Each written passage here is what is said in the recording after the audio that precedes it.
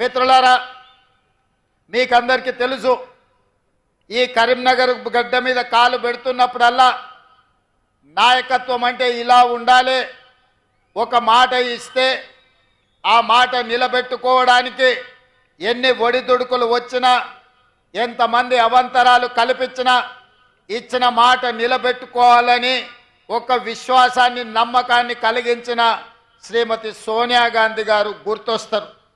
ఎందుకంటే ఆనాడు 2004 సంవత్సరంలో ఎన్నికల సందర్భంగా పెద్దలు జీవన్ రెడ్డి గారు లాంటి పెద్ద నాయకుల నేతృత్వంలో శ్రీమతి సోనియా గాంధీ గారు కరీంనగర్ గడ్డ మీద నుంచి మొట్టమొదటిసారి 4 కోట్ల తెలంగాణ ప్రజల ఆకాంక్ష నాకు తెలుసు, మీ 60 సంవత్సరాల పోరాటము, మీ ప్రాణ త్యాగాలు, వీటన్నిటినీ నేను గుర్తిస్తున్నా.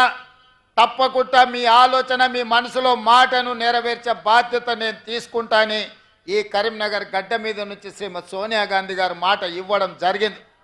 ఆనాటి నుంచి 2014 వరకు సుదీర్ఘమైన 10 సంవత్సరాలు ఈ తెలంగాణ ఉద్యమంలో ఎన్ని అవాంతరాలు వచ్చినా, ఎంతమంది అభ్యంతరం పెట్టినా 2000 సంవత్సరంలో తెలంగాణ రాష్ట్రం ఏర్పడాలి అని మొట్టమొదట తెలంగాణ కాంగ్రెస్ పార్టీ శాసనసభ్యుల తరఫున వేదిక మీద ఉన్న పెద్దలు డాక్టర్ జి చిన్నారెడ్డి గారు మొట్టమొదట సోనియా గాంధీ గారికి నివేదిక ఇచ్చి ఆనాడు 42 మంది కాంగ్రెస్ శాసనసభ్యులతో ఒక వినతి పత్రాన్ని బేగంపేట ఎయిర్పోర్ట్లో వారికి ఇచ్చి మొట్టమొదటిసారి వారి మదిలో తెలంగాణ రాష్ట్రం యొక్క ప్రత్యేకతను వారు నమోదు చేయడం జరిగింది.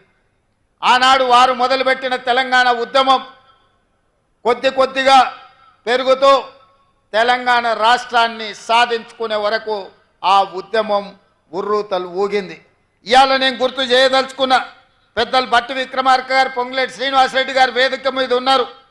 కొంతకాలం ఖమ్మం జిల్లాలో తెలంగాణ ఉద్యమం లేదు అన్నట్టుగా కొంతమంది ప్రచారం చేసిండ్రు. కానీ ఇవాళ ఈ వేదిక మీద నుంచి నేను గుర్తు చేయదలుచుకున్నా, ఆనాడు విద్యుత్ శాఖకు సంబంధించి ఒక చిన్న ఉద్యోగ విషయంలో ఖమ్మం జిల్లా పాల్వంచలో మొట్టమొదటిసారి మా ఉద్యోగాలు మాకు కావాలి, మా ఉపాధి మాకు ఉండాలి అని మొట్టమొదట ఉద్యోగం కోసం ప్రారంభమైన పోరాటం ఆ తర్వాత తెలంగాణ ఉద్యమంగా మారి ఈరోజు తెలంగాణ రాష్ట్రం సాధించడంలో తెలంగాణ ప్రజలు విజయవంతమైందంటే అది పాల్వంచలో ఉద్యోగం కోసం మొదలైన పోరాటం. తెలంగాణ రాష్ట్రాన్ని మనం సాధించుకున్నాం. ఇవాళ తెలంగాణ రాష్ట్రం తెచ్చుకున్నది మన ఉద్యోగాల కోసం, మన ఉపాధి కోసం, మన ప్రాంత అభివృద్ధి కోసం. మన రైతాంగం వ్యవసాయం దండుగ కాదు, వ్యవసాయం పండుగ చేసుకోవాలన్న ఆలోచనతోటే తెలంగాణ రాష్ట్ర ఉద్యమం కొనసాగించింది. నేను ఇవాళ ఈ వేదిక మీద నుంచి గుర్తు చేయదలుచుకున్న నల్గొండ బిడ్డలు ఈ వేదిక మీద ఉన్నారు. ఆనాడు నిజాం సర్కారును, నిజాం ప్రభువుల పైజామలు ఊడగొట్టి దిగంతాలకు తరిమిన సాయుధ రైతాంగ పోరాటానికి నల్లగొండ జిల్లా వేదికై రైతుల కోసం, భూమి కోసం, భుక్తి కోసం, విముక్తి కోసం ఆనాడు సాయుధ రైతాంగ పోరాటం ద్వారా తెలంగాణ రాష్ట్రము, హైదరాబాదు రాష్ట్రము విముక్తి జరిగింది. ఆనాడు రైతాంగం, సాయుధ రైతాంగం పోరాటం చేస్తే రాజ్యం నుంచి రాష్ట్రంగా మారి 69లో ఉద్యోగ ఉపాధి కోసం విద్యార్థులు, ఉద్యమకారులు ఉద్యమ బాటన పడితే ఉస్మానియా కాకతీయ యూనివర్సిటీలలో ఉన్న వేలాది మంది విద్యార్థులు, లక్షలాది మంది నిరుద్యోగ యువకులు స్ఫూర్తిగా నిలబడి ఈ తెలంగాణ రాష్ట్రం ఉద్యోగ ఉపాధి అవకాశాలు రావాలంటే మళ్ళీ తెలంగాణ రాష్ట్రం రావాలి అని వాళ్ళు వ్యక్తిగతంగా నష్టపోయి, ఉద్యోగాలు కోల్పోయి, పోటీ పరీక్షలను బహిష్కరించి తెలంగాణ ఉద్యమంలో ముందు బాగాన నిలబడి ఉద్యమాన్ని కాకతీయ, ఉస్మానియా యూనివర్సిటీల విద్యార్థులు నడిపి తెలంగాణ రాష్ట్ర సాధనలో వాళ్ళు ప్రత్యేకమైన పాత్ర పోషించారు. అందుకే ఈరోజు ఈ తెలంగాణ రాష్ట్రం వచ్చిన తర్వాత ఈ ఉద్యమకారులు, విద్యార్థులు, నిరుద్యోగ యువకులు, అమరవీరుల కుటుంబాలు వచ్చిన తెలంగాణ రాష్ట్రంలో ఉద్యోగ ఉపాధి అవకాశాలు వస్తాయని, రైతులకు పండించిన పంటకు గిట్టుబాటు ధర వస్తుంది అని, రైతు ఆత్మహత్యలు ఆగుతాయని, నిరుద్యోగ యువకుల యొక్క ఆత్మహత్యలు ఆగుతాయని ఆశించాను. కానీ నేను ఇవాళ ఇక్కడికి వచ్చిన వేలాది మందితో పాటు తెలంగాణ రాష్ట్రంలో ఉన్న 4 కోట్ల ప్రజల్ని నేను అడగదలుచుకున్నా. గతంలో 2 సార్లు ముఖ్యమంత్రిగా 10 సంవత్సరాలు ప్రభుత్వాన్ని ఏర్పాటు చేసిన కల్వకుంట్ల చంద్రశేఖరరావు గారి నేతృత్వంలో తెలంగాణలో రైతాంగానికి గిట్టుబాటు ధర రాలేదు. రైతులు ఊరేసుకొని చచ్చిపోతుంటే చంద్రశేఖరరావు గారు మాత్రం గజ్వేల్లో తన పొలంలో ఎకరాకు ₹1 కోటి సంపాదిస్తున్నా అని వారు చెప్పిండు. 10 సంవత్సరాలైన ఎకరంలో ₹1 కోటి ఆదాయం ఎట్లా తీయొచ్చో తెలంగాణ రైతాంగానికి చంద్రశేఖరరావు గారు నేర్పించలేదు. ఆ విద్య ఏందో, ఆ మహత్యం ఏందో ఈ రోజుకు ఒక బ్రహ్మ పదార్థంగా, బ్రహ్మ రహస్యంగా మారిపోయింది. అదే కాకుండా తెలంగాణ రైతాంగం, ముఖ్యంగా పెద్దపల్లి నియోజకవర్గ ప్రాంతం, ఆనాడు ఎస్ఆర్ఎస్పీ నుంచి నీళ్లు రాకపోతే మా మిత్రుడు విజ్జన్న రైతాంగం కోసం పైపులను పలగొడితే అతన్ని తీసుకెళ్లి కరీంనగర్ జైల్లో పెడితే ఆనాడు ఈ పెద్దపల్లి రైతాంగం కోసం మీకు నీళ్లు ఇవ్వడం ద్వారా ఈ ప్రాంత రైతాంగాన్ని ఆదుకోవాలన్న గొప్ప ఆలోచనతోని మీకోసం నడుం బిగించి కొట్లాడితే ఆనాడు చంద్రశేఖరరావు గారు కరీంనగర్ జైల్లో నిర్బంధిస్తే మేడుపల్లి సత్యం, కవ్వంపల్లి సత్యనారాయణతో సహా మేమందరం జైలుకి వెళ్ళి పరామర్శించి పెద్దపల్లి రైతాంగానికి అండగా నిలబడతాం, మీ ప్రాంతానికి నీళ్లు ఇస్తాం, భవిష్యత్తులో పెండింగ్ ఉన్న ప్రాజెక్టులను మేము పూర్తి చేస్తామని చెప్పడం జరిగింది. ఆనాడు ఏవైతే ప్రాజెక్టుల గురించి మీరు మాట్లాడినరో ఇవాళ ప్రాజెక్టులను పూర్తి చేసుకునే అవకాశం మనకే అధికారం వచ్చింది. విజ్జన్న ఈరోజు మీకు శాసనసభ్యుడు అయ్యిండు. అందుకే ఈరోజు విజ్జన్న శాసనసభ్యుడిగా శ్రీధర్ బాబు మంత్రిగా ఉన్నారు కాబట్టి మీ ప్రాజెక్టుల కోసం బట్టి విక్రమార్క గారు, పెద్దలు ఉత్తమ్ కుమార్ రెడ్డి గారి నేతృత్వంలో ఇవాళ ₹1035 కోట్ల R&B శాఖ కావచ్చు, సాగునీటి పారుదల శాఖ కావచ్చు, పంచాయతీరాజ్ శాఖ కావచ్చు, రోడ్ల రవాణా శాఖకు సంబంధించిన పెద్దపల్లి ఆర్టీసీ డిపో కావచ్చు, ఈ పనులన్నీ కూడా ఇవాళ మనం పూర్తి చేసుకున్నాము అంటే మీ అభిమాన నాయకులు ఈరోజు ప్రజాప్రతినిధులుగా ఉన్నారు కాబట్టి ఈ పనులన్నీ సాధ్యమైనవి. వాళ్ళు అడిగినరు, ఇంతకుముందు శ్రీధర్ బాబు గారు మాట అన్నారు, ఈ అన్ని విషయాలు తీసుకెళ్ళి ఒత్తిడి చేసి నేను తీసుకొచ్చినా అని. ఆయన ఒత్తిడి చేయలేదు, మమ్మల్ని కూసబెట్టి బెదిరించి సంతకాలు పెట్టించి ఇవాళ మమ్మల్ని ఇక్కడికి పట్టుకొచ్చిండు. మీకు తెలుసు కదా శ్రీధర్ బాబు గారు బెదిరిస్తే ఎట్లా బెదిరిస్తారో. బయట ఉన్నప్పుడే అట్లుంటాడు, తలుపు మూసిండంటే శ్రీధర్ బాబు గారి గురించి మీకు అందరికి బాగా తెలుసు కదా. ఇవాళ ఇవన్నీ వాయిదా వేద్దామనో మళ్ళా చూద్దామనో అని చెప్పకుండా అటు ధర్మపురి కావచ్చు, లేకపోతే రామగుండం కావచ్చు, ఇవాళ పెద్దపల్లి శాసనసభ నియోజకవర్గం కావచ్చు, మంచిర్యాల ప్రేమ్సాగర్ రావు గారు ఉన్నారు, అటువైపు అయినా గడ్డం వంశీ ఎంపీ గారు ఉన్నారు, లేకపోతే వివేక్ వెంకటస్వామి గారు ఉన్నారు. ఈ పార్లమెంటులో 7 అసెంబ్లీలు పార్లమెంటు మీరు అభిమానంతో ఎమ్మెల్యేలను ఎంపీని గెలిపించారు కాబట్టి ఈనాడు ఈ ప్రాంతానికి వేలాది కోట్ల రూపాయలు నిధులు ఇవ్వడమే కాదు, రామగుండంలో విద్యుత్ ప్రాజెక్టు కావచ్చు, పెద్దపల్లిలో సాగునీటి ప్రాజెక్టులు కావచ్చు, ఇవాళ ధైర్యంగా మీరు అడగలుగుతున్నారు, కొట్లాడగలుగుతున్నారు. మాతో చెయ్యి బట్టి సంతకం పెట్టించి మీ శ్రీధర్ బాబు గారు పనులు చేయించగలుగుతున్నాడు.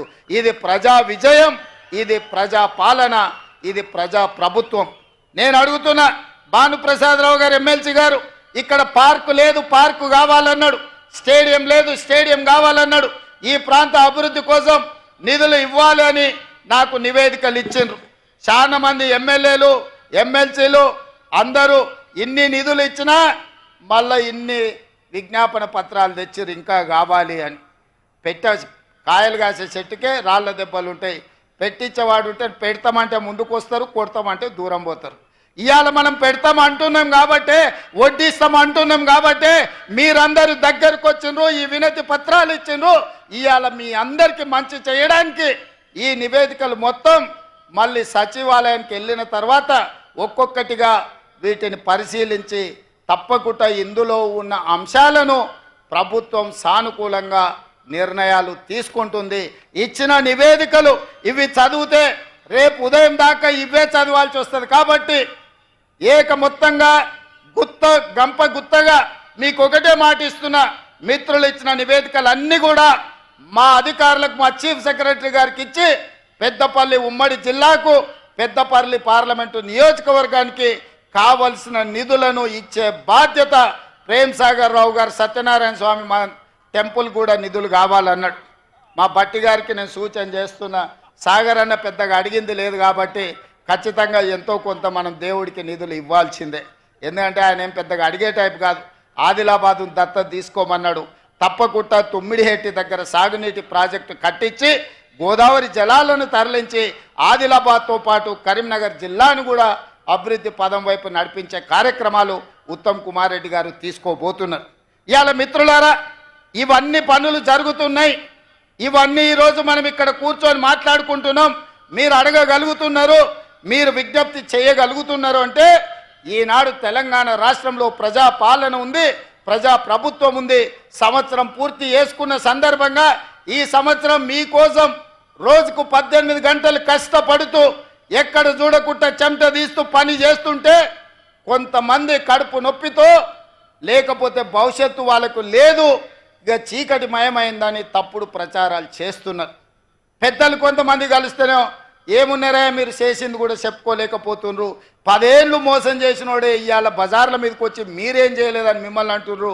10 ఏళ్ళ పాలనను 10 నెలల పాలనను పోల్చి చూసుకోండి అని మీ ప్రజలకు చెప్పాలి కదా. మీ కార్యకర్తలు కూడా ఎక్కడికక్కడ విశ్రాంతి తీసుకుంటున్నారు, చెట్టు కింద మంచిగా దుప్పటి కప్పుకొని నిద్రపోతున్నారు. ఏందని పెద్ద మనుషులు అడుగుతారు. అంటే నేను అన్నా, మేము 10 ఏళ్ళు ఎన్నో కేసులు కట్టుకున్నాం, ఎంతోమంది జైల్లోకి పోయినాం. ఈ జెండా మోసి భుజాలు కాయలు కాసి ప్రాణాలు కోల్పోయిన మా కార్యకర్తలు ఇవాళ సేద తీరుతున్నారు, వ్యవసాయం మీద దృష్టి పెట్టినరు, ఉద్యోగ ఉపాధి అవకాశాల కోసం ప్రయత్నం చేస్తున్నారు. అంతే తప్ప శత్రువు ఏం చేస్తున్నాడో చూడక కాదు, చూస్తాం ఖచ్చితంగా. 10 నెలల పాలన మీద వాళ్ళు చేసిన విష ప్రచారం డిసెంబర్ 1 నుంచి డిసెంబర్ 9 వరకు 10 రోజులు వాళ్ళు చేస్తున్న విష ప్రచారాన్ని తిప్పి కొట్టి చరిత్రను తిరగ రాస్తామని చెప్పడం జరిగింది. దానికి ఉప ముఖ్యమంత్రి వర్యులు బట్టి విక్రమార్క గారు ఈరోజు బాధ్యత తీసుకొని ముందుకు నడిపిస్తున్నారు. మిత్రులారా, ఈ వేదిక మీద నుంచి తెలంగాణ 4 కోట్ల ప్రజలు నేను అడగదలుచుకున్నా. ఆనాడు 1200 మంది విద్యార్థులు ఆత్మ బలిదానాలు చేసుకున్నది. తెలంగాణ రాష్ట్రంలో నెలల కొద్దీ నిరసన తెలుపుతూ రాస్తారోకలు చేస్తూ వంట వార్పు చేస్తూ పిల్లలు ప్రాణాలు ఇచ్చి తెలంగాణ రాష్ట్రం తెచ్చుకున్నది ఎందుకు అని నేను అడుగుతున్నా. ఇవాళ 10 సంవత్సరాలు నిజంగానే రైతులకు వాళ్ళు బోనస్ ఇచ్చుంటే, వరి వేసుకున్న రైతులకు గిట్టుబాటు ధర ఇచ్చనుంటే ఈరోజు తెలంగాణ రాష్ట్రం సస్యశ్యామలమయ్యి ఉండేది. చంద్రశేఖరరావు గారు ఏమన్నారు ఆనాడు, ఎందుకు ఈ వరి విషయం ఈ పెద్దపల్లి మీదనే ప్రస్తావిస్తున్నంటే 33 జిల్లాలల్లో అత్యధికంగా ఒడ్లు పండించే జిల్లా ఈ పెద్దపల్లి జిల్లా. 2 లక్షల ఎకరాలలో సన్న ఒడ్లు పండించి రికార్డు సాధించింది. 95% ఈడ రైతుల ఖాతాలో డబ్బులు పడ్డాయి. సన్న ఒడ్లు పండించిండ్రు, వాళ్ళకు 500 రూపాయల బోనస్ వచ్చింది. ఇవాళ గిట్టుబాటు ధరతో పాటు బోనస్ కూడా తెలంగాణ రాష్ట్రంలో తెచ్చుకుంటున్నాం. ఇదే కాదు, తెలంగాణ ఉద్యమమే ఉద్యోగ ఉపాధి అవకాశాలు 10 ఏళ్ళు వాళ్ళు ఇవ్వలేదు. ఇవాళ 10 సంవత్సరాల తర్వాత మనం అధికారంలోకి వచ్చిన ఎంబడే మొత్తంగా ఒక్క సంవత్సరంలో 55,143 ప్రభుత్వ ఉద్యోగాలను నిరుద్యోగ యువకులకు అందించడం ద్వారా దేశంలోనే రికార్డు నెలకొల్పిన రాష్ట్రం తెలంగాణ రాష్ట్రం. అందులో ప్రధానంగా హోంశాఖ కావచ్చు, విద్యాశాఖ కావచ్చు, గ్రూప్ 1 కావచ్చు, వైద్య ఆరోగ్య శాఖ కావచ్చు, బీసీ సంక్షేమ శాఖ కావచ్చు, ఎస్సీ అభివృద్ధి శాఖ కావచ్చు, మైనారిటీ సంక్షేమ శాఖ కావచ్చు, ఎస్టీ సంక్షేమ శాఖ కావచ్చు, నీటిపారుదల శాఖ కావచ్చు, రెవెన్యూ శాఖ కావచ్చు, పంచాయతీరాజ్ గ్రామీణాభివృద్ధి శాఖ కావచ్చు, ఇంధన శాఖ కావచ్చు, ఉన్నత విద్యాశాఖ కావచ్చు, రోడ్లు రవాణా రోడ్లు భవనాల శాఖ కావచ్చు, పురపాలక పట్టణ అభివృద్ధి శాఖ కావచ్చు, పశు సంవర్ధక మత్స్య డైరీ శాఖ కావచ్చు, వ్యవసాయ సహకార శాఖ కావచ్చు. మిత్రులారా, ఈ శాఖలల్లో మన ప్రభుత్వం ఇందిరమ్మ రాజ్యంలో మొదటి సంవత్సరం 55,143 ఉద్యోగ పత్రాలు నియామక పత్రాలు ఈనాడు గ్రూప్ 4 8,084 మంది నియామకాలతో 55,143 ఉద్యోగాలను ఇవాళ మన ప్రభుత్వం ఇచ్చింది. పెద్ద ఎత్తున చప్పట్లు కొట్టండి. బట్టి విక్రమార్క గారు నిధులు మంజూరు చేస్తేనే, మంత్రివర్గం ఆమోదిస్తేనే 55,143 ఉద్యోగాలు నేను ఇవ్వగలిగిన ఈ దేశానికే గొప్ప రికార్డు. ఈ దేశంలో నేను సూటిగా కిషన్ రెడ్డి గారిని సవాలు విసురుతున్నా, లేకపోతే బండి సంజయ్ గారు మీ పక్కనే ఉంటారు, బండి సంజయ్ గారు, కిషన్ రెడ్డి గారు, నేను సవాలు విసురుతున్నా. నరేంద్ర మోడీ గారు 14 సంవత్సరాలు గుజరాత్ ముఖ్యమంత్రిగా ఉన్నాడు. 11 సంవత్సరాల నుంచి వారు ప్రధానమంత్రిగా ఉన్నారు. 25 సంవత్సరాలల్లా గుజరాత్ రాష్ట్రంలో ఏ ఒక్క సంవత్సరమైనా మేము ఈ మొదటి సంవత్సరంలో ఇచ్చిన 55,000 ఉద్యోగాలు ఇచ్చిండ్రా? నేను సవాలు విసురుతున్న, చర్చకు సిద్ధమా? మేము వస్తాం గుజరాత్. మా నిరుద్యోగ యువకుల్ని తీసుకొని మీ ప్రభుత్వంతో అధికారిక కార్యక్రమం పెట్టండి. లేదా మీ నాయకుడు నరేంద్ర మోడీని తెలంగాణకు ఆహ్వానిస్తున్నాం, ప్రత్యేక విమానం ఏర్పాటు చేస్తాం, వారి రమ్మనుండ్రి, సచివాలయంలో చర్చ పెడదాం. ఈ వివరాలన్నిటినీ నరేంద్ర మోడీ ప్రధానమంత్రికి ఇస్తాం. 55,143 ప్రభుత్వ ఉద్యోగాలు ఇచ్చిన మాట నిలబెట్టుకున్న పార్టీ కాంగ్రెస్ పార్టీ, సోనియమ్మ గ్యారంటీ. అందుకే ఇవాళ యువ వికాసం కార్యక్రమం తీసుకున్నాం. అందుకే ఇవాళ 8,000 ఉద్యోగాలు ఈ పెద్దపల్లి గడ్డ మీద నుంచి నిరుద్యోగ యువకులకు అందించినాం. ఇవాళ ఈ పెద్దపల్లి గడ్డ మీద నుంచి నేను చెప్పదలుచుకున్నా, కాళేశ్వరం కట్టినాం, 1 కోటి ఎకరాలకు నీళ్లు ఇచ్చినామని 1,00,000 కోట్లు దిగమింగిన చంద్రశేఖర్ రావు కూతవేటు దూరంలో కాళేశ్వరం ఉంది. మేడిగడ్డ, సుందిల్లా, అన్నారం కట్టుడేందో కూలుడేందో ఎక్కడుందో తెలియని పరిస్థితి వచ్చింది. వెనకటికి ఎవడో పనిమంతుడంట పందిరేస్తే కుక్కతోక కలిగి కూలిపోయిందంట. ఇవాళ కాళేశ్వరం పరిస్థితి గట్లుంది. 1,02,000 కోట్లు అక్షరాల కాళేశ్వరం ప్రాజెక్టు కోసం 1,02,000 కోట్ల రూపాయల కాంట్రాక్టర్లు మెక్కితే, చంద్రశేఖరరావు గారు బుక్కితే కట్టిన కాళేశ్వరం కూలిపోయింది. ఈ వేదిక మీద నుంచి చంద్రశేఖరరావు గారిని అడుగుతున్నా, చూపిస్తున్నా. మేం కట్టిన శ్రీశైలం, నాగార్జున సాగర్, అదేవిధంగా జూరాల, నెట్టంపాడు, కోయిల్ సాగర్, శ్రీరామ్ సాగర్, ఈ ప్రాజెక్టులన్నిటినీ, శ్రీపాద ఎల్లంపల్లి ప్రాజెక్టులను 50 ఏళ్ళు 60 ఏళ్ళ నుంచి పండిత్ జవహర్లాల్ నుంచి మొదలు పెడితే డాక్టర్ వైఎస్ రాజశేఖర రెడ్డి వరకు మేం కట్టిన ప్రాజెక్టులు ఎట్లున్నాయో ఒక్కసారి రా. నువ్వు కట్టిన కాళేశ్వరం ఎట్లుందో, కుప్ప ఎట్లా కూలిపోయిందో ఇవాళ లెక్కలు తీతా మా చంద్రశేఖరరావు గారు అని నేను అడుగుతున్నా. ఆయన ఇంట్లో వండుకున్నాడు, ఓ ఇద్దరిని ఊరి మీదకి వదిలేడు.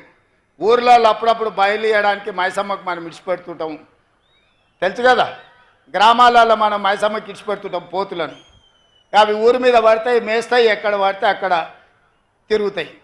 అచ్చం అట్లనే మాట్లాడుతున్నారు ఇద్దరు, అచ్చోసిన ఆంబోతుల్లాగా. ఏం మాట్లాడుతున్నారో వాళ్ళకి తెలుస్తలే. 10 ఏళ్ళు వాళ్ళు చేసింది ఏంది, 10 నెలల మనం చేసింది ఏందో చర్చ చేద్దామంటే రాళ్ళు ఇసురుతారు, పోయి చెట్లలో దాచుకుంటారు. రాబోయే అనంటే ఇక చూసినావా నన్ను గిల్లుతున్నాడు గిచ్చుతున్నాడు అని అంటారు ఇద్దరికిద్దరు. అందుకే ఇవాళ 10 నెలల్లో మనం సాధించిన విజయాలు సంవత్సరం పూర్తి చేసుకుంటున్న సందర్భంలో మనం ఇవాళ చర్చించుకుంటాం. ప్రధానంగా రైతులకు కనీస మద్దతు ధర ఇవ్వడమే కాదు, ఇవాళ ఈ పంట 66 లక్షల ఎకరాలల్లా 1,53,00,000 మెట్రిక్ టన్నుల వడ్లు పండించి ఉమ్మడి 23 జిల్లాలలో, ఉమ్మడి ఆంధ్రప్రదేశ్లో కూడా ఇంత వడ్లు ఎప్పుడు పండలేదు. ఇది చరిత్ర, ఇది ఒక గొప్ప రికార్డు. కాళేశ్వరం నుంచి చుక్క నీళ్లు లేకపోయినా వ్యవసాయ శాఖ మంత్రిగా, సివిల్ సప్లైస్ మినిస్టర్గా ఉత్తమ్ కుమార్ రెడ్డి గారు ఇవాళ ఈ రికార్డును సాధించను. నేను అడుగుతున్న కేసీఆర్ను, కాళేశ్వరం లేకపోయినా శ్రీపాద ఎల్లంపల్లి, శ్రీరామ్ సాగర్, జూరాలను, లేకపోతే మంజిరాను, సింగూరు ప్రాజెక్టుల కింద ఇవాళ ఈ ప్రాజెక్టులు మేము కడితే 1,53,00,000 మెట్రిక్ టన్నుల వడ్లు పండించినాం. కనీస మద్దతు ధర ఇచ్చి కొనుడు కాదు, 500 రూపాయల బోనస్ ఇచ్చినాం. ఈ పెద్దపల్లి రైతాంగాన్ని నేను అడుగుతున్నా, మీ ఖాతాల్లో నిధులు పడలేదా? ఆనాడు ఐకేపీ సెంటర్లు తెరవమంటే చంద్రశేఖరరావు గారు ఇది ప్రభుత్వం వ్యాపారం చేయదు, ప్రభుత్వం వ్యాపార సంస్థ కాదు. ఇప్పటి నుంచి మేము కొనం, ఊరేసుకుంటే మీరు ఊరేసుకున్నట్టే, మీకు మాకు సంబంధం లేదని తెగబడి బర్తెగించి ఆనాడు చంద్రశేఖరరావు చెబితే ఇవాళ నేను చెప్పిన ఇందిరమ్మ రాజ్యం చెప్పింది మీరు ఒట్లు పండించండి, సన్నాలు పండించండి, కనీస మద్దతు ధరతో పాటు 500 రూపాయల బోనస్ ఇస్తాం, పండించండి అన్నాం. 5 రోజుల్లో మీ ఖాతాల మద్దతు ధరతో పాటు బోనస్ మీ ఖాతాలలో పడతలేదా? రైతాంగమా, మీరు ఆలోచన చెయ్యండి. వారు ఎగ్గొట్టిన రైతు బంధు ముఖ్యమంత్రి అయిన ఎంబడే 7,625 కోట్ల రూపాయలు మా ప్రభుత్వం వచ్చిన మొదటి విడతలోనే 7,625 కోట్లు రైతు బంధు మీ ఖాతాలు వేసింది మా ప్రభుత్వం, మన ప్రభుత్వం కాదా? ఇవాళ రైతు రుణమాఫీ 25,35,000 మంది రైతులకు 21,000 కోట్ల రూపాయలు 10 నెలల్లోనే మన ప్రభుత్వం 21,000 కోట్ల రూపాయల రైతు రుణమాఫీ 2 లక్షల వరకు చేసి చరిత్రను తిరగరాసిన చరిత్ర తెలంగాణ రాష్ట్ర ప్రభుత్వాన్ని. నేను సూటిగా సవాలు విసురుతున్నా. ఏ రాష్ట్రమైనా, ఏ ముఖ్యమంత్రి అయినా, ఈ దేశ ప్రధానమంత్రి నరేంద్ర మోడీ అయినా నేను సవాలు విసురుతున్నా. నీ గుజరాత్ రాష్ట్రంలో రైతుకు రుణమాఫీ చేసినవా? ఒకవేళ చేస్తే ఎంతో చేసినావో లెక్కలు దిగి మొదటి సంవత్సరంలో 25,35,000 రైతులకు 21,000 కోట్ల రూపాయలు రైతు రుణమాఫీ చేసి ఈ దేశ చరిత్రనే తిరగరాసిన చరిత్ర తెలంగాణ రాష్ట్ర ప్రభుత్వాన్ని. నేను సవాలు విసురుతున్నా, ఎవరు చర్చకు వస్తారో రాండి. అదేవిధంగా ఆడబిడ్డలు, మా కొండా సురేఖ, మా సీతక్క లేరు, మహిళలు, డ్వాక్రా సంఘాలు, స్వయం సహాయక బృందాలు, వాళ్ళని 10 సంవత్సరాలు రాసి రంపాన పెట్టారు. వాళ్ళని కనీసం మర్యాద కూడా ఇయ్యలే, వాళ్ళు ఎట్లున్నారో చూడలే. ఆడబిడ్డల అవమానంతో కుంగిపోతుంటే సోనియమ్మ నాయకత్వంలో మన ప్రభుత్వం వచ్చిన తర్వాత స్వయం సహాయక సంఘాలను అన్నిటిని కూడా పునరుద్ధరించినాం. నేను నడుచుకుంటూ పోతే వేలాది మంది మా అక్కలు, మా ఆడబిడ్డలు వెనకాల ఉండి చప్పట్లు కొడుతుంటే వాళ్ళ కళ్ళల్లో ఆనందం చూస్తుంటే నాకు కడుపు నిండిపోయింది. రాత్రికి భోజనం చేయాల్సిన అవసరం కూడా లేనంత సంతోషం కలిగింది. ఎందుకంటే ఆడబిడ్డల కళ్ళల్లో ఆ సంతోషం చాలా సంవత్సరాల తర్వాత నా కళ్ళకు కనిపించింది. ఎందుకంటే ఇవాళ 67 లక్షల మంది స్వయం సహాయక సంఘాలు ఉన్నాయి. 0 వడ్డీ ఇవ్వడమే కాదు, వాళ్ళని 1 కోటి మంది సభ్యులుగా మార్చి 1 కోటి మంది ఆడబిడ్డల్ని కోటీశ్వరులను చెయ్యాలని కంకణం కట్టుకున్నాం. తప్పకుండా 10 సంవత్సరాలలో ప్రతి ఆడబిడ్డను కోటీశ్వరాలను చేసి తీర్చే బాధ్యత మాది. ఆనాడు ఆడబిడ్డలను లక్షాధికారులను చేస్తామని చెప్పిండు వైఎస్ రాజశేఖర రెడ్డి గారు. ఆడబిడ్డలని లక్షాధికారులను ఆనాడు చేసినాం. ఈనాడు పెద్దపల్లి గడ్డ మీద నుంచి మేము మాటిస్తున్నాం, మా మంత్రివర్గం అంతా ఆడబిడ్డల్ని 1 కోటి మందిని కోటీశ్వరులను చేసే వరకు విశ్రమించేదే లేదు. ఐకేపీ కేంద్రాలే కాదు, సోలార్ పవర్ ఉత్పత్తి నుంచి ఆర్టీసీలో బస్సులు కిరాయి పెట్టే వరకు ప్రతి వ్యాపారంలో మహిళా సంఘాలను రాణించే విధంగా వాళ్లకు రుణాలు ఇప్పించి వాళ్ళను వ్యాపారస్తులను చేసి వాళ్ళను కోటీశ్వరులుగా మార్చే బాధ్యత కాంగ్రెస్ తీసుకుంటుంది. అందుకే పొంగులేటి శ్రీనివాసరెడ్డి గారి నేతృత్వంలో వరంగల్లో ఆడబిడ్డల కోసం కార్యక్రమం తీసుకొని 1,00,000 మంది ఆడబిడ్డల సమక్షంలో వరంగల్ ఆర్ట్స్ కాలేజ్ మైదానంలో ఆడబిడ్డలకు ఏం చెయ్యాలనుకుంటున్నామో, ఏం చేసినామో చెప్పినాం. మళ్ళొక్కసారి తెలంగాణ రాష్ట్ర ఆడబిడ్డలకు నేను గుర్తు చేయదలుచుకున్నా, 1 కోటి మంది ఆడబిడ్డల్ని కోటీశ్వరులను చేసే బాధ్యత మీ తమ్ముడుగా, మీ అన్నగా నాది, మీ బిడ్డగా నాది అని చెప్తున్నా. మీ ఆశీర్వాదం ఉంటే ఆ 1 కోటి ఓట్లు బౌలింగ్ బూత్లో డబ్బాల పడితే మా సోదరులు ఓటు వేసినా వేయకపోయినా రెండోసారి అల్కగా ముఖ్యమంత్రి అవుతాను ఆడబిడ్డలకు నేను చెప్పదలుచుకున్నా. ఈసారి 92 లక్షల ఓట్లు వస్తేనే కాంగ్రెస్ ప్రభుత్వం వచ్చింది. వచ్చేసారి మా ఆడబిడ్డలు 1 కోటి మంది 1 కోటి ఓట్లు వేస్తే వీళ్ళు ఇచ్చేది బోనసే తప్ప అస్సలు కాదు. ఆడబిడ్డలు ఇచ్చేది అసలు అవుతుంది, మా సోదరులు వేసే ఓట్లు బోనస్ అవుతాయి. కేసీఆర్కు వజీఫ్ అవుతుంది, ఇక మళ్ళీ వెనక కూడా రాకుండా పోతాడు. ఆడబిడ్డల పట్ల ప్రణాళికలు మావి ఆ విధంగా ఉన్నాయి. అదేవిధంగా యువకులు, నిరుద్యోగ యువకులు, విద్యార్థులు, ఇవాళ విద్యార్థుల కోసం యూనివర్సిటీలను చంద్రశేఖరరావు గారు పూర్తిగా నిర్వీర్యం చేసిండు. వైస్ ఛాన్సలర్లు లేరు, ప్రొఫెసర్లు లేరు, అసిస్టెంట్ ప్రొఫెసర్లు లేరు, అసోసియేట్ ప్రొఫెసర్లు లేరు, లెక్చరర్స్ లేరు, టీచింగ్ స్టాఫ్ లేరు, నాన్ టీచింగ్ స్టాఫ్ లేరు. మొత్తం దివాలా తీపిస్తే యూనివర్సిటీలను మనం వచ్చిన ఎంబడే 10 యూనివర్సిటీలకు వైస్ ఛాన్సలర్లను నియమించడమే కాకుండా డిఎస్సి నోటిఫికేషన్ ఇచ్చి 10 ఏళ్ల వాళ్ళు చేయని పని 11,000 మంది టీచర్ల నియామకం చేపట్టి తండాలలో గూడాలలో మారుమూల పల్లెల్లో ప్రతి పేదవాడికి విద్యను అందుబాటులోకి తేవాలి, పేదవాడు చదువుకోవాలి, ఈ అధికారంలో భాగస్వాములను చెయ్యాలి అని ఇవాళ 11,000 మంది టీచర్ల నియమించడమే కాదు 35,000 మంది టీచర్ల బదిలీలు 21,000 మంది టీచర్ల ప్రమోషన్లు ఇవ్వడం ద్వారా ఈరోజు మన ప్రభుత్వం విద్యకు అత్యంత ప్రాధాన్యత ఇచ్చి పేదవాడు చదువుకుంటేనే బాగుపడతాడనే విశ్వాసంతో పేదలకు విద్యను అందుబాటులోకి తీసుకురావాలనే ప్రయత్నం చేసినాం.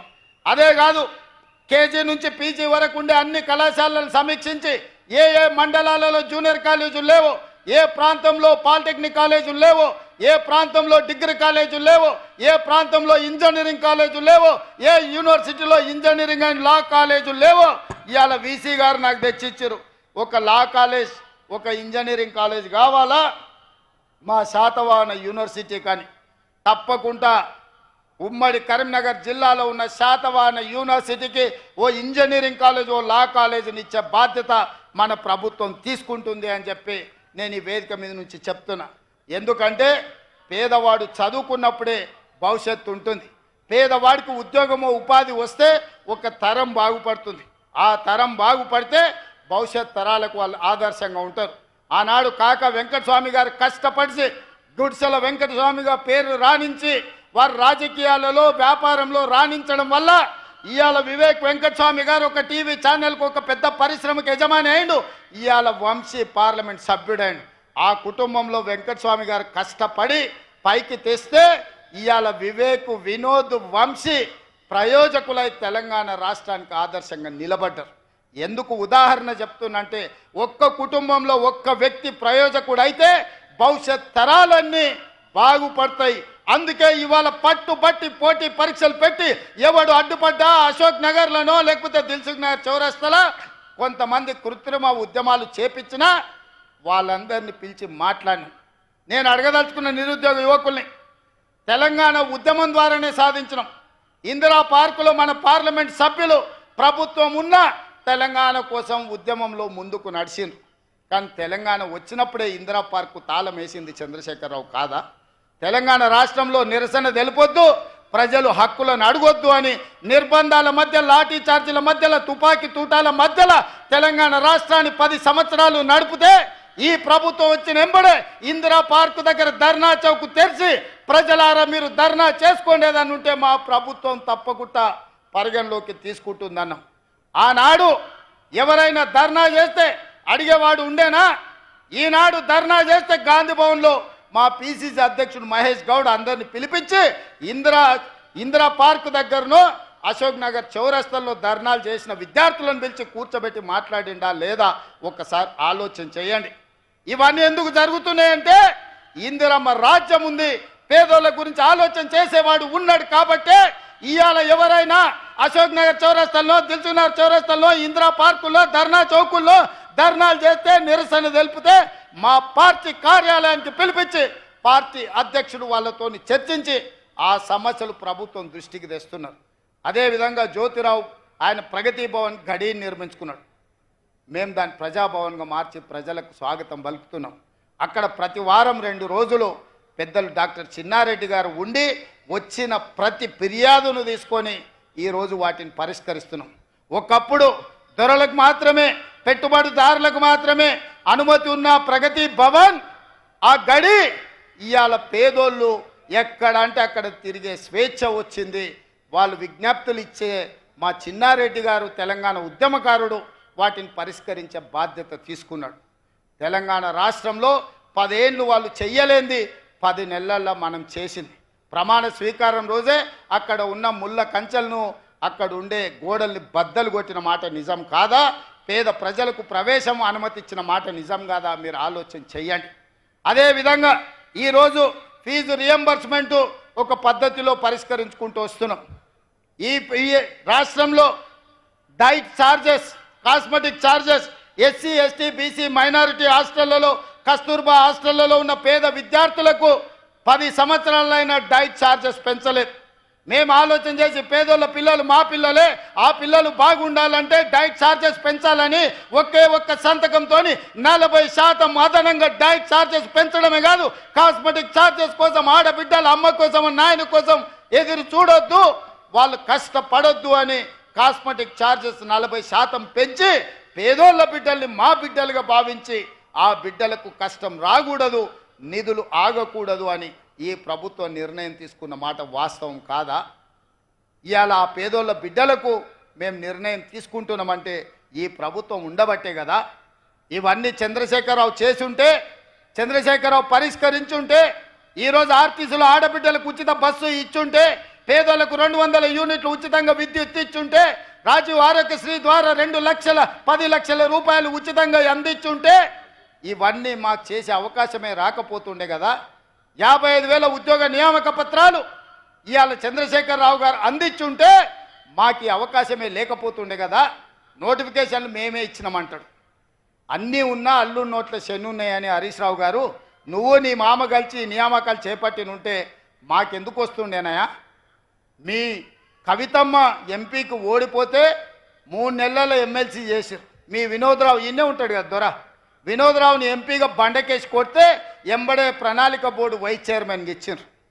హరీష్ రావు మంత్రి అయిండు, కేటీఆర్ మంత్రి అయిండు, అందరికీ ఉద్యోగాలు ఆగమేఘాల మీద వచ్చినాయి కదా. మరి ఈ నోటిఫికేషన్లు ఇస్తే 10 ఏళ్ల వరకు ఎందుకు వీళ్ళకు నియామక పత్రాలు ఇవ్వలేదని నేను అడుగుతున్నా తెలంగాణ సమాజాన్ని, ఉద్యమకారులను, విద్యార్థులను, నిరుద్యోగ యువకులను. తెలంగాణ రాష్ట్రం కోసం 1200 మంది బిడ్డలు చచ్చిపోయింది. ఒక కుటుంబంలో ఒక ముఖ్యమంత్రిని, ఒక మంత్రిని, ఒక ఆర్థిక మంత్రిని, ఓ రాజ్యసభ, ఓ లోక్సభ, ఓ ఎమ్మెల్సీ, వాళ్ళ చుట్టపోళ్ళందరికీ ఉద్యోగాల కోసం ఈ పిల్లలు ఆత్మ బలిదానాలు చేసుకున్నారా? లేకపోతే తెలంగాణ రైతాంగానికి గిట్టుబాటు ధర ఉండాలి, బోనస్ ఉండాలి అని తెలంగాణ సాధించుకున్నారా? ఆలోచన చేయండి. వాళ్ళ పిల్లలకు ఉద్యోగాలు ఉండాలి, వాళ్ళ పిల్లలు భద్రంగా ఉండాలి, కడుపు నిండా తినాలి, కంటి నిండా నిద్రపోవాలనా? ఇవాళ పేదోళ్ళ పిల్లలు 35 లక్షల మంది కోచింగ్ సెంటర్లలో 10 ఏళ్ల నుంచి తల్లిదండ్రులు ఉపాధి హామీ కూలీ పైసలు రూపాయి జమ చేస్తే 10 ఏళ్ళు పోటీ పరీక్షల కోసం ఢిల్లీ, హైదరాబాద్ చౌరస్తాలల్లో నిరుద్యోగ యువకులుగా తిరుగుతున్నారు. 21 ఏళ్ళు వచ్చినోడు ఉద్యోగం కోసం ప్రయత్నం చేస్తే ఈ 10 ఏళ్ళు 35 ఏళ్ళకు వచ్చారు వాళ్ళు. 21 నుంచి 35 ఏళ్ళే అత్యంత కీలకమైన వయసు ఏ యువకుడికైనా. ఆ వయసే నిర్వీర్యం అయిపోయిన తర్వాత వాడు ఎందుకు పనికొస్తాడు? ఒక్కసారి ఆలోచన చేయండి. అందుకే మేము ఆలోచన చేసి ఈ పేదవాళ్ళ కోసం, నిరుద్యోగ యువకుల కోసం 55,000 ఉద్యోగాలు ఇవ్వడం ద్వారా ఈరోజు వాళ్ళను విముక్తి కలిగించినాం. కోచింగ్ సెంటర్ల చుట్టూ తిరిగి ప్రదక్షిణలు చేసి జీవితం మీద నిరాశతోని ఆత్మహత్యలు చేసుకోవద్దని ఒక మహేందర్ ముదిరాజు, ఒక సురేష్ నాయకో, లేకపోతే ఒక ముత్యాల సాగరో, లేకపోతే ఒక కవితనో వనపర్తిలో సూసైడ్ చేసుకున్న పిల్లలు, అట్లాంటి సంఘటనలు జరగొద్దు అని ఇవాళ ఈ పరీక్షలన్నీ నిర్వహించినాం. ఇందుకోసం తెలంగాణ రాష్ట్రం తెచ్చుకున్నామా? ఒకసారి ఆలోచన చేయండి మిత్రులారా. కేవలం ఒక కుటుంబం కోసం 4 కోట్ల ప్రజలు ఉద్యమ బాట పట్టి, వందలాది మంది విద్యార్థులు ఆత్మ బలిదానాలు చేసుకొని, లక్షలాది మంది అక్రమ కేసులు ఎదుర్కొని, నిరసనల ద్వారా, రాస్తా రోకల ద్వారా, ఉద్యమాల ద్వారా, బంధుల ద్వారా తెలంగాణ రాష్ట్రం ఎందుకోసం తెచ్చుకున్నారు? ఒక కుటుంబాన్ని అందలం ఎక్కించడానికా, లేకపోతే 4 కోట్ల తెలంగాణ ప్రజలు బాగుపడడానికా? ఒక్కసారి ఆలోచన చేయండి. ఇవాళ వాళ్ళ బాధ ఏందో నాకు అర్థమవుతలేదు, వాళ్ళ దుఃఖానికి కారణం ఏందో నాకు అర్థం కావట్లేదు. పొద్దున్న లేస్తే ఒకటే ఏడుపు, శాపనార్థాలు. ఇట్లా కాదు అట్లా, అట్లా కాదు ఇట్లా అని. 10 ఏళ్ళు మీరే ఉన్నారు కదా, మీకు ఇంత తెలివితేటలు ఉంటే ఓటు చేయొద్దు అన్నాడు. 80,000 పుస్తకాలు చదివిన అపర మేధావులే మీరైతే ఈ రైతుల సమస్య మీకు తెలవలేదా? ఆడబిడ్డల బాధ మీకు చేరలేదా? మా నిరుద్యోగ యువకుల యొక్క కష్టం మీకు అర్థం కాలేదా? అర్థమైనా మీ కుటుంబం పంచపక్ష పరమాణాలతో తింటూ, మా ప్రాణాలతో చెలగాట మాడుతూ, మా విద్యార్థులను బలి తీసుకుంటూ, మా రైతులను ఆత్మహత్యలకు ఉరిగొల్పుతూ మీరు అనుభవించిన మాట వాస్తవం కాదా? ఓపిక లేదా? 5 ఏళ్ల కోసం ప్రజలు తీర్పిచ్చారు, 5 ఏళ్ల కోసం ఈ ప్రభుత్వాన్ని ఇచ్చారు. 5 ఏళ్ల తర్వాత మేము చేసిన పనులన్నింటినీ తీసుకెళ్లి ప్రజలకు ఈ విధంగా వివరించి 5 ఏళ్ళు మేము పనిచేసినాం, మరో 5 ఏళ్ళు అవకాశం ఇవ్వండి అని ప్రజల దగ్గరికి మేము వెళ్తాం కదా. తెల్లారకు ముందే కొత్త బిచ్చగాడు పొద్దుకు తిరిగాడు అన్నట్టు పొద్దున్న లేస్తే తలా ఒదిక్కు చేరి ఈ ప్రభుత్వాన్ని పని చేయనీయము అని అంటున్నారు. అందుకే తెలంగాణ సమాజాన్ని ఆలోచన చేయమని నేను అడుగుతున్నా. ఇవాళ 5 ఏళ్ల కోసం ఎన్నుకున్న ప్రభుత్వం అద్భుతాలు సృష్టిస్తుందా ఒకటే రోజు? ఎంత కండలు తిరిగిన 6 ప్యాక్ ఉన్న పిల్లగానికి 6 అడుగులు ఆజానుబాహు అంటారు కదా, అట్లాంటి కండలు తిరిగిన వాడికి పెళ్లి చేస్తే ఒకటే రోజు పిల్లలు అవుతారా చెప్పండి? కండలు తిరిగే ఉండొచ్చు, 6 అడుగుల ఉండొచ్చు, పెళ్లి చేస్తే ఒకటే రాత్రికి పిల్లలను చేయగలడా? దేనికైనా ఒక ప్రాసెస్, ఒక విధానం, ఒక విధి విధానాలు ఇవన్నీ ఉంటాయి. ఆ విధి విధానాల ప్రకారం ప్రభుత్వం పనిచేస్తుంది. మీకు నిధులు ఇవ్వాలన్నా కింద సెక్షన్ ఆఫీసర్ నుంచి పై వరకు చీఫ్ సెక్రటరీ వరకు సంతకమై మంత్రి దగ్గర క్లియర్ అయి, ఆర్థిక మంత్రి దగ్గర క్లియర్ అయి, ముఖ్యమంత్రి కార్యాలయానికి వస్తేనే సంతకం పెట్టాల్సి వస్తుంది. ప్రతి పనికి ఒక ప్రాసెస్ ఉంటుంది. ఆ ప్రాసెస్ను కంప్లీట్ చేయడానికి ఒక విధానం ఉంటుంది. ప్రజలు మాకు అధికారం ఇచ్చింది 5 ఏళ్ల కోసం. అప్పుడే ఎందుకంత ఆతృత అని నేను అడుగుతున్నా. ఏందా మీ బాధ, మీ దుఃఖము ఏంది? తండ్రి కొడుకు అల్లుడు చూడుండ్రి, ఒక్కసారి ఆలోచన చేయమని అడుగుతున్న తెలంగాణ సమాజం. 10 ఏళ్ళు వాళ్ళే కదా కుర్చీలు ఉన్నది, 10 నెలలు కూడా ఓపిక పట్టారా? మేమేమో అల్లాటప్పకు వచ్చినామా, అడుక్కొని వచ్చినామా? ప్రజలు ఆశీర్వదిస్తూ వచ్చి కుర్చీలో కూర్చున్నాం కదా. మిమ్మల్ని బొందబెట్టి మమ్మల్ని కుర్చీలో కూర్చోబెడితేనే కదా ఇవాళ మేము వచ్చింది. అప్పుడే దిగిపో అని అంటే ఏంది ఇది? మేము అట్లనే చేసినామా? 5 ఏళ్ళు జానారెడ్డి గారు ప్రతిపక్ష నాయకుడిగా ఎప్పుడైనా ఇట్లా చిల్లర మాటలు మాట్లాడిండగా, చిల్లర మల్లరగా వ్యవహరించిండా? 5 ఏళ్ళు సిఎల్పి నాయకుడిగా బట్టి విక్రమార్క గారు ఉన్నారు. శాసనసభ సమావేశాలను ఒకసారి చూడండి. ఇట్లాంటి చిల్లర మాటలు ఎప్పుడైనా మాట్లాడిండా? ప్రభుత్వానికి సహేతుకమైన సలహాలు ఇచ్చిండు, సూచనలు ఇచ్చిండు, ప్రభుత్వం పనిచేసే విధంగా సహకరించండి తప్ప ప్రభుత్వాన్ని నడవనీయకుండా కాళ్ళలో కట్టబెట్టే ప్రయత్నం చేయలే. ఇవాళ నేను చంద్రశేఖరరావుని అడుగుతున్నా. మీరు ఉద్యమకారుని అంటారు, తెలంగాణ సాధించినోని అంటారు, 80,000 పుస్తకాలు చదివినోని అంటారు, నీ అంత మేధావి లేడంటారు. అన్నీ కరెక్టే ఉన్నాయి. కానీ ఈ మేధావికి ఈ ఇంగిత జ్ఞానం అనేది 5 సంవత్సరాలకు ఎన్నికైన ప్రభుత్వం ఆ పిల్లల్ని పని చేయనిద్దాం, నా అనుభవంతో వాళ్ళకు కొన్ని సూచనలు ఇద్దామని ఎందుకు ముందుకు వస్తలేడని నేను అడుగుతున్నా. రండి చంద్రశేఖరరావు గారు, శాసనసభకు రండి, మీ అనుభవాన్ని తెలంగాణ ప్రజలకు పంచండి. 1 ఎకరాకు ₹1 కోటి వ్యవసాయంలో ఎట్లా సంపాదించవచ్చు? వ్యవసాయ క్షేత్రాలు, రైతు వేదికలు ఉన్నాయి, లైవ్ పెడతాం, మీరు రాండి. ఆ ప్రజాభవన్ నుంచే మీరు విశ్లేషించండి. మీ మేధావితనంతో ఎకరాకు ₹1 కోటి ఎట్లా పండించవచ్చో చెప్పండి. ఇవాళ మేము గిట్టుబాటు ధరతో పాటు ₹500 బోనస్ ఇస్తున్నాం. అభినందించండి. ఏం పోతుంది? వయసులో పెద్దోనివి, అనుభవంగాలోనివి, కేంద్ర మంత్రిగా చేసినావు, ముఖ్యమంత్రిగా చేసినావు. అరే యువకులు కష్టపడుతున్నారు, మంచి పని చేస్తురా, ఈ పిల్లలు బాగానే చేస్తున్నారు, చేయని అని ఒక ఆశీర్వాదం ఇయ్యి, ఓ మంచి మాట మాట్లాడు.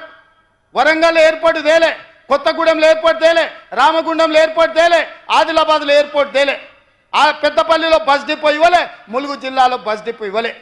ఇవాళ మేమందరం కష్టపడి పొన్నం ప్రభాకర్ గారు చెప్తే, విచారణ చెప్తే ఇవాళ పెద్దపల్లికి బస్ డిపో ఇచ్చినాం, రేపు రామగుండంలో ఎయిర్పోర్ట్ తీసుకొస్తాం. అభినందించయ్యా. నీ గౌరవం పెరుగుద్ది, నీ తురాయం ఊసిపోదు, నీ కిరీటం ఏం పడిపోదు. 10 ఏళ్ళైనా ఇవాళ హైదరాబాద్లో ఎయిర్పోర్ట్ అన్నాడు వైఎస్ రాజశేఖర రెడ్డి కట్టాడు. 10 ఏళ్ళు నువ్వు ఒక్క ఎయిర్పోర్ట్ అన్న తెచ్చినవా, తేవాలన్న ఆలోచన చేసినవా?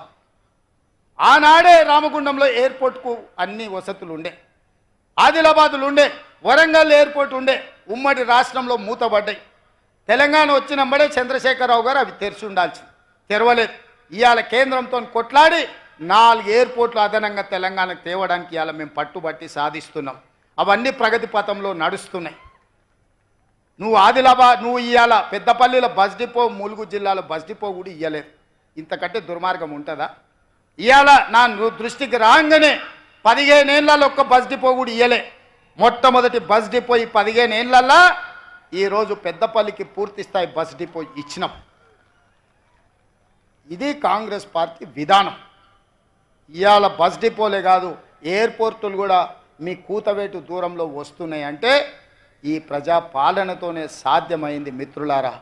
అందుకే ఈరోజు రైతులు కావచ్చు, మహిళలు కావచ్చు, విద్యార్థులు కావచ్చు, నిరుద్యోగ యువకులు కావచ్చు, మైనారిటీలు కావచ్చు, ఎస్సీలు కావచ్చు, ఎస్టీలు కావచ్చు, బీసీలు కావచ్చు, ముఖ్యంగా మా బీసీ సోదరులారా, మీ కులగణన గురించి ఎన్ని సంవత్సరాల నుంచి, ఎన్ని దశాబ్దాల నుంచి మీరు కొట్లాడుతున్నారు. ఇవాళ కాంగ్రెస్ పార్టీ కులగణను 95% పూర్తి చేసుకున్నది. కులగణనలో ఎందుకు చంద్రశేఖరరావు, హరీష్ రావు, తారక రామారావు పాల్గొంటలేడని నేను అడుగుతున్నా. మీరు బీసీ వ్యతిరేకులా, బీసీ ద్రోహులా? మీరు ఈ రాష్ట్రంలో లేరా? మీరు పదవులు అనుభవిస్తలేరా? ఆ బీసీలతో ఓట్లు వేయించుకోలేదా? ఈరోజు ప్రభుత్వం అధికారికంగా కులగణన చేపడుతుంటే బీసీ జనాభా ప్రకారం, దామాష ప్రకారం నిధులు ఇవ్వాలి, అధికారం ఇవ్వాలి, వాళ్ళ రిజర్వేషన్లు పెంచాలని కులగణన చేస్తుంటే ఎందుకు చంద్రశేఖరరావు గారు, హరీష్ రావు గారు, తారక రామారావు గారు, సంతోష్ రావు గారు, వినోద్ రావు గారు కులగణనలో పాల్గొంటలేరు? మీరు ఒక్కసారి ఆలోచన చేయమని బీసీ సంఘాలను నేను అడుగుతున్నా. ఇది ప్రభుత్వం అధికారికంగా చేపట్టిన కార్యక్రమం. ఆనాడు చంద్రశేఖరరావు సమగ్ర కుటుంబ సర్వే చేపట్టి మేము పాల్గొనలేదా? రాజకీయంగా మాకు వైరుధ్యం ఉండొచ్చు. ఒక మంచి పని కోసం ప్రభుత్వాలు ముందుకు వచ్చినప్పుడు వాటికి అనుకూలంగా వాటిని కొనసాగించే విధంగా మనం వ్యవహరించాలి. ఈరోజు కులగణనలో ఎందుకు చంద్రశేఖరరావు గారు పాల్గొంటలేడు అని నేను వేదిక మీద అడుగుతున్నాను. బీసీ సంఘాలను ఆలోచన చేయమని నేను విజ్ఞప్తి చేస్తున్నా. ఎవరైతే బీసీ కులగణనలో తెలంగాణ రాష్ట్రంలో పాల్గొనరో సామాజిక బహిష్కరణ చెయ్యండి వాళ్ళని అని చెప్పి నా బీసీ సోదరులకు నేను విజ్ఞప్తి చేస్తున్న వేదిక మీద నుంచి. ఇది ఒక గొప్ప లక్ష్యంతో రాహుల్ గాంధీ గారు ఇచ్చిన మాటతో ఈ తెలంగాణ సమాజంలో చేసి దేశం మొత్తం కులగణన చేసే విధంగా ఇవాళ ఒత్తిడి తేవడానికి కార్యక్రమం తీసుకున్నాం. ఇట్లాంటి కార్యక్రమాలు తీసుకొని ముందుకు వెళ్తుంటే పెద్ద మనసుతో మమ్మల్ని అభినందించాల్సింది పోయి శాపనార్థాలు పెడుతున్నాడు ఇవాళ చంద్రశేఖర్ రావు గారు. ఏంది ఇది పద్ధతి అని నేను అడుగుతున్న వారిని. వారికి అనుభవం ఉంది, వారికి వయసు ఉంది, వారికి చదువుకున్న 80,000 పుస్తకాలని చెప్పుకునే తెలివితేటలు ఉన్నాయి. ఇన్నిట్లకి కనీసం ఈ చిన్న మర్యాద పాటించాలన్న విషయం వారికి అర్థం కావడం లేదా అని నేను వారిని అడుగుతున్నా. అందుకే మిత్రులారా, ఇవాళ ఇంత ఆలస్యమైన ఇంత గొప్పగా మా మిత్రుడు శ్రీధర్ బాబు గారు, స్థానిక శాసనసభ్యులు, కరీంనగర్ జిల్లా ప్రజలు, ఈ పెద్దపల్లి జిల్లాలో ఇన్ని వేలాది మంది, ముఖ్యంగా మా ఆడబిడ్డల్ని వెనకాల కూర్చోబెట్టిన మా సోదరులకు నేను మా ప్రభుత్వ అధికారులకు కూడా అదేవిధంగా మా మంత్రులకు కూడా చెప్తున్నా. ఒక్క పక్కన మన యువకులకు, మన సోదరులకు ఇస్తే ఒక్క పక్కన ఆడబిడ్డలకు మొత్తం లైన్ గీయాలనే. ఆడబిడ్డల్ని వెనకాల కూర్చోబెడితే మీటింగ్లకు వచ్చిన తర్వాత లేపి వెనకకు పంపించి ఆడబిడ్డల్ని ముందర కూర్చోబెట్టి చెప్పని చేస్తా. ఎందుకంటే రాజీవ్ గాంధీ గారు ఆడబిడ్డలకు స్థానిక సంస్థలలో రిజర్వేషన్లు ఇచ్చినాకనే వాళ్ళు సర్పంచులు, ఎంపీటీసీలు, ఎంపీపీలు, జడ్పీటీసీలు, జిల్లా పరిషత్ చైర్మన్లు, మున్సిపల్ చైర్పర్సన్స్ అయినరు. అందుకే మహిళలకు సముచితమైన స్థానం ఉండాల్సిందే. మా పెద్దలు శ్రీధర్ బాబు గారికి నా సూచన, ఒక్క పక్కన మొత్తం సోదరులకు ఇస్తే ఇంకొక పక్కన మొత్తం తప్పకుండా మా సోదరి మనలకు మీరు ఇవ్వాల్సిందే. వచ్చే ఎన్నికల్లో వాళ్ళ తమ్ముడుగా, అన్నగా భావించి మనల్ని ఆశీర్వదించేది ఆడబిడ్డలే కాబట్టి ఈ విషయంలో కూడా సమాన అవకాశాలు వాళ్ళకు కల్పించాలి. ఏది ఏమైనా ఇంత అద్భుతమైన కార్యక్రమాన్ని ఏర్పాటు చేయడం ద్వారా రాష్ట్ర ప్రభుత్వం చేపట్టిన అధికారిక కార్యక్రమాలు, అభివృద్ధి చెందుతున్న తెలంగాణ రాష్ట్రం ఇంకా ముందుకు వెళ్ళే విధంగా ఈ ప్రాంతానికి కోకోకోలా ఫ్యాక్టరీని తేవడానికి శ్రీధర్ బాబు గారు నేను ప్రయత్నం చేస్తున్నాం. తొందరలోనే మంతని నియోజకవర్గ ప్రాంతంలో ఇక శ్రీధర్ బాబు గారు బెదిరిస్తారని చెప్తున్నాడు. కోకోకోలా ఫ్యాక్టరీని తప్పకుండా మీ దగ్గర తెచ్చే విధంగా మొన్న మెదక్లో కోకోకోలా ఫ్యాక్టరీని ప్రారంభించినాం. ఈ ప్రాంతానికి కోకోకోలా ఫ్యాక్టరీ కూడా తేవడానికి ప్రయత్నం చేస్తాం. వాళ్ళందరినీ ఆశీర్వదించండి, మాకు అండగా నిలబడండి అని తెలియజేస్తూ మీ అందరి దగ్గర సెలవు తీసుకుంటున్న మిత్రులారా.